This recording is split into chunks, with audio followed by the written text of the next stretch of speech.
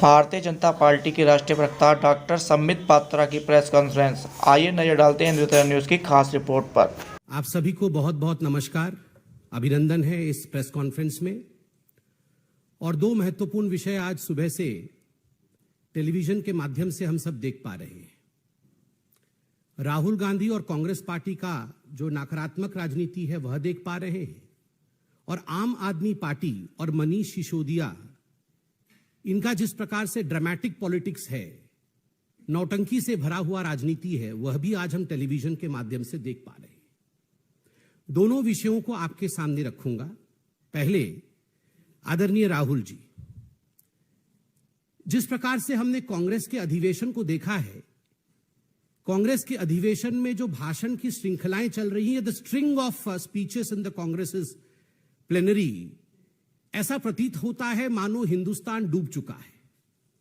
ऐसा लगता है मानो हिंदुस्तान बर्बाद हो गया है। ऐसा लगता है मानो हिंदुस्तान में हर व्यक्ति परेशान है, हर व्यक्ति कायर है, हर व्यक्ति कहीं ना कहीं गम में डूबा हुआ है, परेशानी में डूबा हुआ है। एक तरफ पूरा विश्व आज हिंदुस्तान को ब्राइट स्पॉट कहने में और ब्राइट स्पॉट मानने में लगा हुआ है, वहीं दूसरी तरफ कांग्रेस पार्टी, हिंदुस्तान की इकोनॉमी सबसे पीछे है, हिंदुस्तान आगे बढ़ नहीं सकता है, हिंदुस्तान बर्बाद हो रहा है, हिंदुस्तान तबाह हो गया है, इस प्रकार के विषयों को स्पीचेस में रख रहे हैं। राहुल गांधी जी ने आज जिस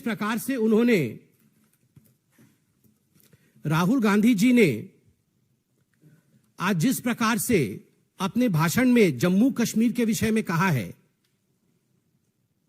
मैं तो उन्हें धन्यवाद देना चाहूंगा कि for the first time he has acknowledged what the Modi government has achieved. Rahul Gandhi ji Jammu Kashmir पहुंचते हैं अपने भारत जोड़ो यात्रा में, और इस यात्रा में जम्मू कश्मीर में वो चारों तरफ तिरंगे झंडे देखते हैं, चारों तरफ उनको लहराता हुआ तिरंगा दिखता है। तो ये जो क्रेडिट है, ये क्रेडिट किसकी है? यह सवाल उठता है कि जिस जम्मू कश्मीर में पहले कोई तिरंगा नहीं लहराता था, इस प्रकार के स्टेटमेंट कांग्रेस के नेता देते थे। आर्टिकल 370 को छू के दिखाओ, तिरंगा को हाथ लगाने वाला कोई नहीं होगा, इस प्रकार के स्टेटमेंट कांग्रेस के सहयोगी और उनके नेता देते थे।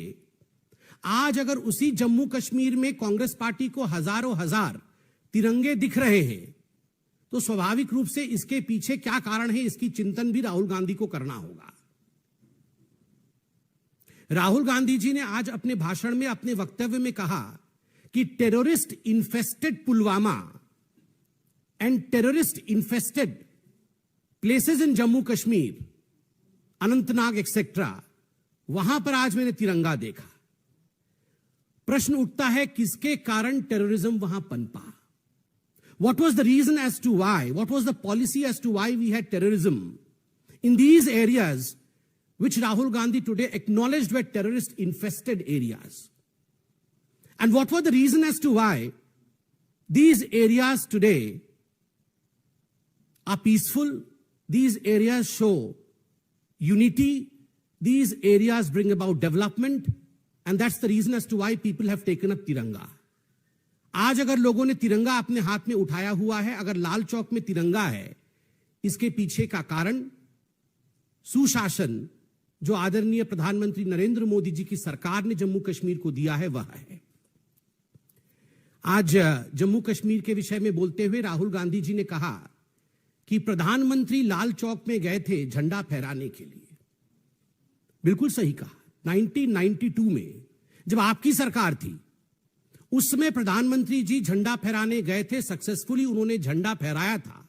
डिस्पाइट ऑल द चैलेंजेस, चुनौतियों के बावजूद लाल चौक में झंडा फहराया था, और उसी समय संकल्प लिया था कि भविष्य में हिंदुस्तान में ऐसा कोई स्थान नहीं होगा जहां हम धड़ल्ले से तिरंगा न फहरा सके। और शायद इसी अनुभूति के कारण प्रधानमंत्री नरेंद्र मोदी जी ने हर घर तिरंगा इस कार्यक्रम को भी अंजाम दिया, और जम्मू कश्मीर में हमने लाखों तिरंगे हर घर तिरंगे के अंतर्गत देखा, और वही राहुल गांधी जी की भी अनुभूति रही। तो कहीं ना कहीं उन्होंने धन्यवाद दिया है to the Narendra Modi government. China के विषय में राहुल गांधी जी ने कहा, मुझे तो आश्चर्य लगता है। राहुल गांधी जी ने कहा कि कमजोर देशों को मारना और शक्तिशाली देशों के आगे झुक जाना।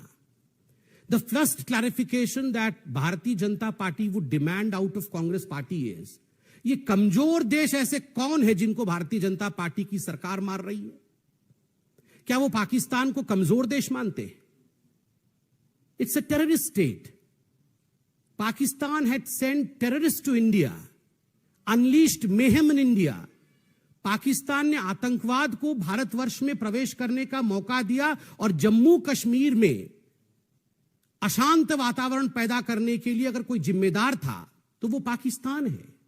इसलिए यह कहना कि कमजोर देशों को मारना, यह मानसिकता दिखाता है राहुल गांधी और कांग्रेस पार्टी का कि क्या कारण रहा है कांग्रेस पार्टी का। उन्होंने पीछे भी in the यस्टर months and years उन्होंने सर्जिकल स्ट्राइक और एयर स्ट्राइक के विरोध में कहा था, और आज भी कहा कि कमजोर देशों को मारना।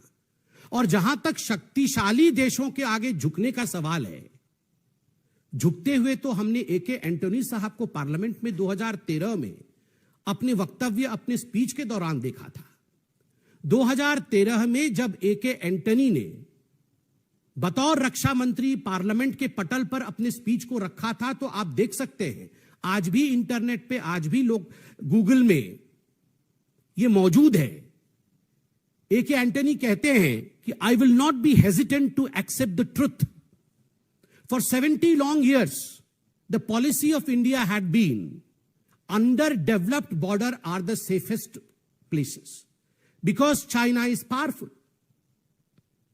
चाइना को भारत में डेवलप्ड बॉर्डर पसंद नहीं है, इसलिए 70 वर्षों तक हमने अपने बॉर्डर को डेवलप नहीं किया, उसे अंडर डेवलप्ड रखा। इसको मानने से मैं हिचकिचाता नहीं हूं। यह भारत के रक्षा मंत्री एके एंटनी ने 2013 में सदन के पटल में अपने वक्तव्य में रखा था। इससे बड़ा एक्नॉलेजमेंट कावड़ाइज का तो और हो नहीं सकता है। इससे बड़ा एक्नॉलेजमेंट कि हम डेवलपमेंट नहीं चाहते हैं क्योंकि इससे चाइना नाराज हो जाएगा, यह तो राहुल गांधी जी के सरकार के समय उनके मंत्री ने कहा था। मगर आज मैं सल्यूट करता हूं इंडिया की आर्मी को और हिंदुस्तान की सरकार के जज्बे को कि दोनों ने मिलकर जिस प्रकार से, चाहे वो डोकलाम स्टैंड ऑफ हो या चाहे उसके बाद की कोई भी परिस्थिति हो, हिंदुस्तान ने अपने संप्रभुता की रक्षा जिस प्रकार से किया है, उसके लिए आर्मी, हमारे जवान और जो शहीद हुए हैं उनको बहुत बहुत सलाम है। डोकलाम के समय जब हमारे जवान अड़े हुए थे, जब स्टैंड ऑफ चल रहा था, उस समय ये गांधी परिवार पूरा का पूरा कुनबा टेंट के नीचे चाइनीज ऑफिशियल्स से मिल रहा था, जिसमें राहुल गांधी भी सम्मिलित थे।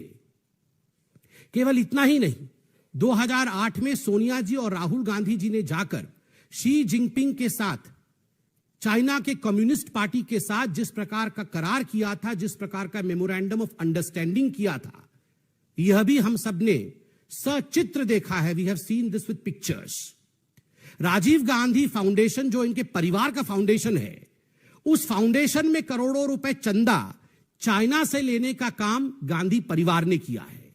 यह सब भी हमने देखा है। इसलिए कौन कमजोर है और कौन शक्तिशाली है, ये राहुल गांधी बताना बंद करे। जहां तक the interests of India is concern, जहां तक भारत की संप्रभुता और भारत का विषय है, आज हिंदुस्तान नरेंद्र मोदी जी के प्रधानमंत्री काल में एक सक्षम देश है जिसने अपने आर्मी को फ्री हैंड दिया हुआ है। बंधुगण, वैसे कभी कभी तो राहुल गांधी के मुख से भी सत्य निकल ही जाता है। आज उन्होंने सत्याग्रह को मरोड़ करके सत्याग्रह किया, और पहले तो सत्याग्रह क्या होता है उन्होंने खुद ही बता दिया कि सत्याग्रह मतलब हम सत्ता के लिए आग्रहित हैं, और खुद ही कांग्रेस पार्टी की पॉलिसी को उन्होंने हमारे सामने रखा बाद में शायद किसी ने बगल से इशारा किया कि अरे राहुल जी आपने गलती किया है, तो तुरंत उन्होंने उसे अमेंड करने की कोशिश की, मगर एक पल के लिए तो सत्य उनके मुख से निकल ही गया था। कौन 70 वर्षों तक सत्ता के लिए आग्रहित था और सत्ता में बने रहने के लिए कुछ भी कर गुजरने के लिए तैयार था, यह राहुल गांधी और गांधी परिवार से बेहतर कोई नहीं समझ सकता। राहुल गांधी जी ने कहा कि उन्होंने बहुत सोचा यात्रा के दौरान कि मेरी जिम्मेदारी क्या है। यह सोचने में राहुल गांधी जी ने बहुत देरी कर दी। 52 इयर्स के होने के बाद, 52 साल के होने के पश्चात उन्होंने सोचा कि मेरी जिम्मेदारी क्या होनी चाहिए। कांग्रेस के अध्यक्ष रह चुके राहुल गांधी ने अध्यक्ष पद को त्यागने के पश्चात सोचा कि मेरी जिम्मेदारी क्या होनी चाहिए। मैं बताता हूं राहुल जी, जहां तक जिम्मेदारी अर्थात रेस्पॉन्सिबिलिटी का सवाल है, कांग्रेस का एक ही मोटो है, गांधी परिवार का एक ही मोटो है और वही आपका भी मोटो है, पावर विदाउट रेस्पॉन्सिबिलिटी। सत्ता जिम्मेदारी के बिना, जिम्मेदारी लेंगे नहीं और सत्ता चाहिए। आप सोच के देखिए, इस प्लेनरी सेशन में भी कहने को तो खड़गे जी अध्यक्ष हैं, किंतु पूरा का पूरा प्लेनरी सेशन लगता है मानो गांधी परिवार के इर्द गिर्द ही चल रहा है। कमल की पंखुड़ियां बिछाए जा रहे हैं किलोमीटर किलोमीटर तक, ताकि गांधी परिवार उस पर चल सके। तो रेस्पॉन्सिबिलिटी विदाउट पावर, यही आपकी जिम्मेदारी थी और यही आपकी जिम्मेदारी है राहुल जी। राहुल जी ने कहानी सुनाया। उन्होंने कहा कि मैं तो कश्मीर से कन्याकुमारी तक के सफर के बारे में सोच रहा था और उस समय मेरे 25 फीट इस तरफ, 25 फीट इस तरफ, 25 फीट इस तरफ और 25 फीट पीछे ये मेरा घर बन गया और मैं इसी घर के साथ चला। राहुल जी, हमारी भाषा में इसे प्रचारक कहते हैं।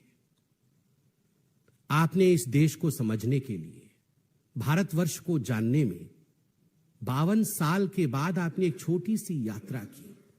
You came out to understand this beautiful country, the sentiment of India. You came out to understand what India is, what is defining structure of India after 52 years of your life.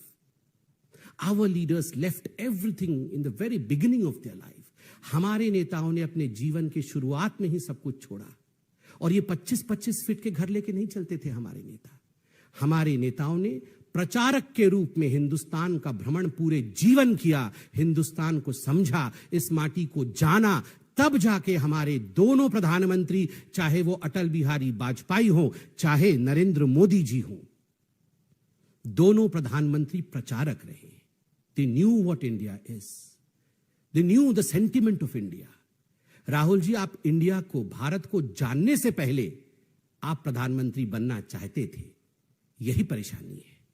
Rahul ji को बचपन से लगता था कि ये जितने घरों में वो लोग रहते थे, ये सारे घर उनके थे, ये सारी गाड़ियां उनकी थी।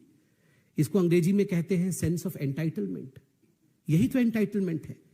जब आपको सरकारी प्रॉपर्टी, जब आपको हिंदुस्तान के सरकार का घर अपना घर लगने लगे, आपको लगने लगे कि यही तो मेरा घर है, हमें कौन निकाल सकता है, तब उसे अंग्रेजी में सेंस ऑफ एंटाइटलमेंट कहते हैं।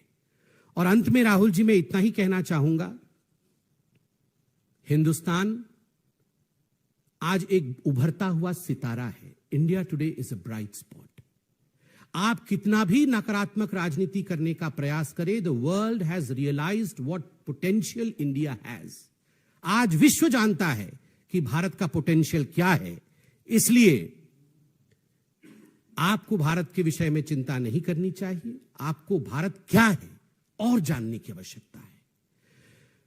दूसरा विषय मैं आपको जो बता रहा था मैं, कि आज एक तरफ तो कांग्रेस का प्लेनरी सेशन है और दूसरी तरफ जो नौटंकी मनीष सिसोदिया और आम आदमी पार्टी ने किया है, उसके विषय में मैं आपको बता दूं। बड़े आश्चर्य का विषय है। ये कोई पहला प्रेस कॉन्फ्रेंस एक्साइज पॉलिसी और शराब के घोटाले पे भारतीय जनता पार्टी कर रही हो, ऐसा नहीं है।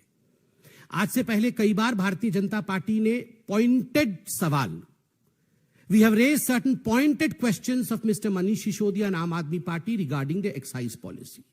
We have asked them why Manish Sisodia allowed cartelization, हमने कुछ 5-6 सवाल मनीष सिसोदिया जी से पूछा है। हमने पूछा था कि आपने एक्साइज पॉलिसी में कार्टेलाइजेशन क्यों अलाउ किया, जबकि ये कानून के अंतर्गत अलाउड नहीं है। उत्तर नहीं आया। हमने मनीष सिसोदिया जी और आम आदमी पार्टी से पूछा था कि आखिर क्या कारण था कि कानून को ताक पे रख के आपने मैन्युफैक्चरर्स को रिटेल के सेक्टर में उतारा और जिसके कारण इतना बड़ा घोटाला हुआ। कोई उत्तर नहीं था। हमने आपसे सवाल पूछा कि आनन फानन देखे बिना, अगल बगल देखे बिना आनन फानन में आपने एक्साइज पॉलिसी को कैबिनेट के स्वीकार के बावजूद क्यों लॉन्च किया और बाद में इसे क्यों वापस लेना पड़ा। अगर इतनी अच्छी पॉलिसी थी तो इस पॉलिसी को आपको वापस क्यों लेना पड़ा। कोई उत्तर नहीं है। हमने आपसे सवाल पूछा कि आपने अपने मित्रों का 144 करोड़ ये माफ क्यों किया लाइसेंस फी। कोई उत्तर नहीं है। इन सब पॉइंटेड सवालों का कोई उत्तर नहीं है। जो उत्तर दिया जा रहा है, मोदी जी ऐसे, भारतीय जनता पार्टी ऐसे, भारतीय जनता पार्टी बदला लेना चाहती है, हम तो जेल जाने के लिए तैयार हैं जी। आपको गर्व होना चाहिए, हमने स्कूल खोल दिया। Event management is not a substitute two answers in corruption cases. आप इवेंट मैनेजमेंट करके भ्रष्टाचार के ऊपर चादर ढक देंगे, ऐसा नहीं हो सकता है। और जश्ने भ्रष्टाचार, जीप के ऊपर खड़े होकर रोड शो करने से भ्रष्टाचार नहीं छुप सकता है।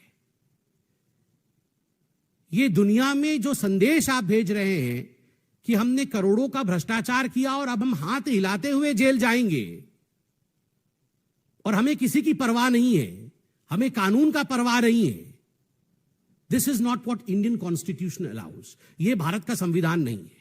भारत का संविधान है कि आप हो भी सकते हैं कि प्रधानमंत्री हो, आप हो सकते हैं मुख्यमंत्री हो, आप हो सकते हैं उप मुख्यमंत्री हो। कानून सबके लिए एक समान है।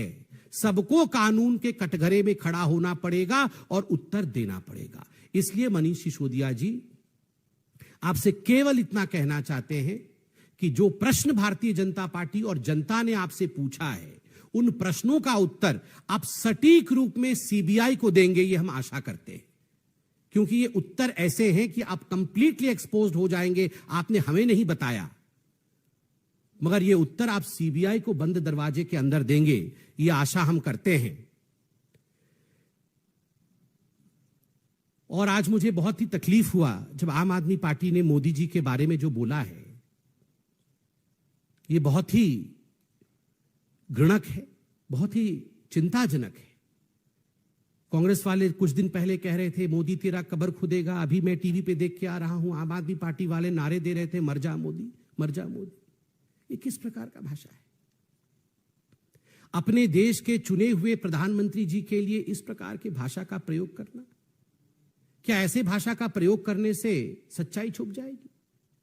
आप करोड़ों का भ्रष्टाचार करेंगे और उसके ऊपर आपसे सवाल पूछा जाएगा तो आप कहेंगे मर जा मोदी। ये स्वीकार योग्य नहीं है। यह भाषा उचित नहीं है। अपने प्रधानमंत्री के लिए ऐसी भाषा का प्रयोग करना यह बहुत ही दुखद है, बहुत ही चिंताजनक है। बहुत बहुत धन्यवाद मित्रों। कोई प्रश्न हो तो अवश्य पूछिए।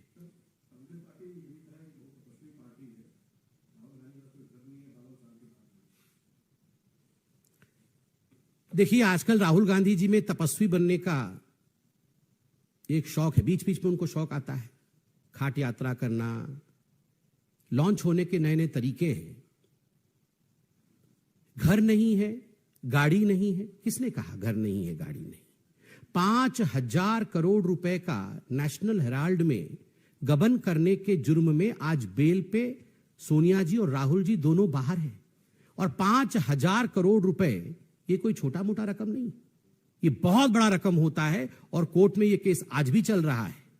और सरकारी घरों को अपना घर मानकर उस पर बैठ जाना, यह भी आज राहुल गांधी जी ने स्वीकार किया है।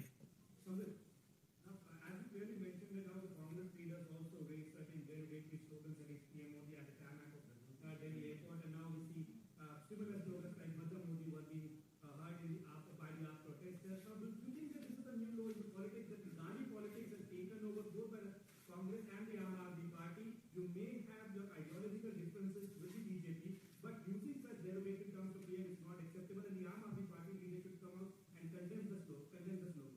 No, of course, this is abysmally low. Such kind of language used by politicians, where you want death for your prime minister, where the Congress party says, Modi tera kabar khudega, and where the Aam Aadmi party says, Marja Modi, this is despicable. और पहली बार हिंदुस्तान की राजनीति में प्रधानमंत्री जी के लिए इस प्रकार की भाषा का प्रयोग हो रहा है। ये कहीं ना कहीं इन राजनीतिक दलों के असली मानसिकता को दर्शाता है। आज मोदी जी भ्रष्टाचार के विरोध, आज मोदी जी इकोनॉमी के फेवर में खड़े हैं, तो उनके लिए इस प्रकार के भाषा का प्रयोग करना, मुझे लगता है ये कहीं ना कहीं बहुत बड़ा विषय है और देश की जनता इसका उत्तर देगी।